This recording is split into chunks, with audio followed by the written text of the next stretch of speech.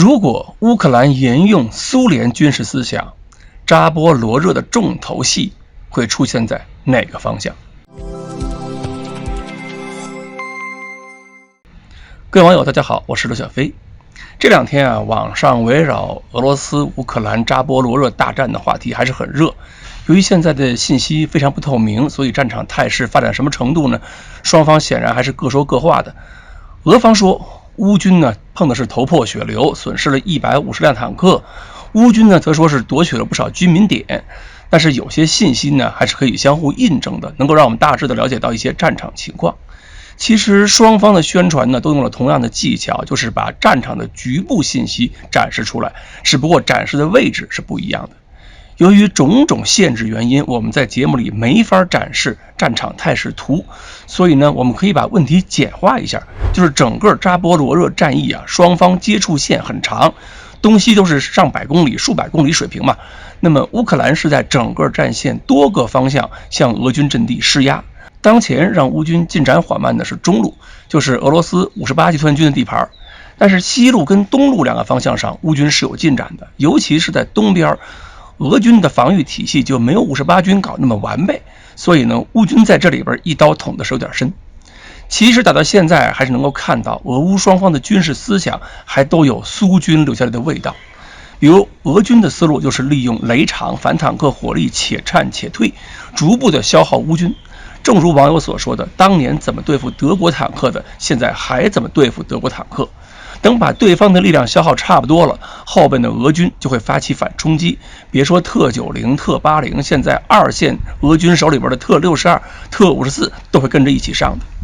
而乌军则是利用当面俄军精确制导武器比较缺乏，夜战能力特别薄弱，装甲力量损耗之后补充不足这些弱点，是全线发起了攻击。他们不在乎人员跟装备的部分损失，只要能把整个战线上俄军的薄弱点找到就行。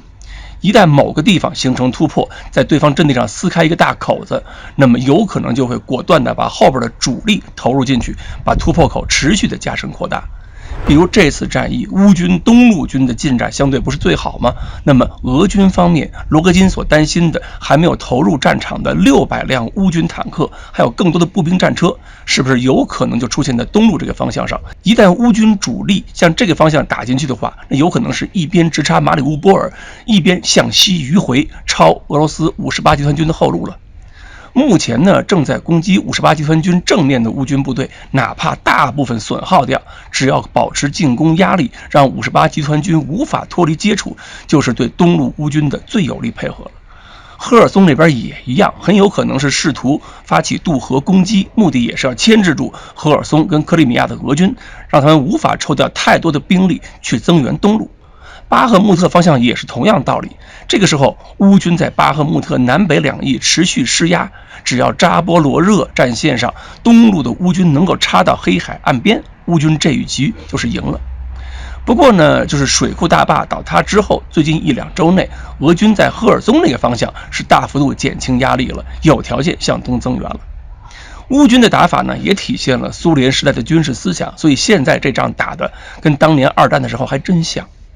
这个时候其实俄军最应该做的就是抓紧时间，赶紧把赫尔松还有克里米亚的部队抽出来，让扎波罗热的部队能够交替掩护转移，放弃部分地区，稳固东路战场。关键是不能把58集团军整个的消耗掉。